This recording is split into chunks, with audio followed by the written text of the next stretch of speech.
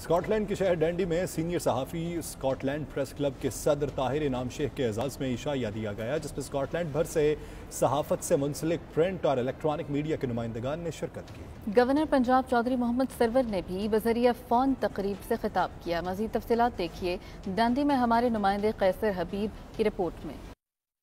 Governor Punjab Chaudhry سرور کے برطانیہ اور یورپ میں میڈیا کوارڈینیٹر طاہر انعام شیخ کے اعزاز میں ڈنڈی کے مقامی ریسٹورنٹ میں چودھری مجاہد اسلام اور رانا نوید منج نے عشائیہ دیا، جس میں ایڈنبرا، سٹرلنگ، گلاسگو، ابرڈین اور ڈنڈی کی مقامی صحافتی، سیاسی اور سماجی شخصیات نے شرکت کی۔ تقریب کا باقاعدہ آغاز علامہ عدیل قاسمی نے تلاوت قرآن کریم اور نعت رسول کریم سے کیا۔ میزبان چودھری مجاہد اسلام، رانا نوید منج اور رانا محمود نے مہمانوں کی آمد پر شکریہ ادا کیا اور طاہر انعام شیخ کی صحافتی خدمات پر زبردست خراج تحسین پیش کیا۔ تقریب سے گورنر پنجاب چودھری محمد سرور نے ویڈیو لنک کے ذریعے خطاب کیا۔ میڈیا سے گفتگو کرتے ہوئے طاہر انعام شیخ اور دیگر شخصیات نے یوں اظہار خیال کیا۔ یہاں کمیونٹی کے ہر طبقہ فکر کے لوگ آئے ہوئے تھے، جن میں بزنس مین، صحافی، اس کے علاوہ جو ٹیچرز ہیں، سارے ہر طرح کے لوگ جمع تھے۔ میں طاہر انعام شیخ صاحب اور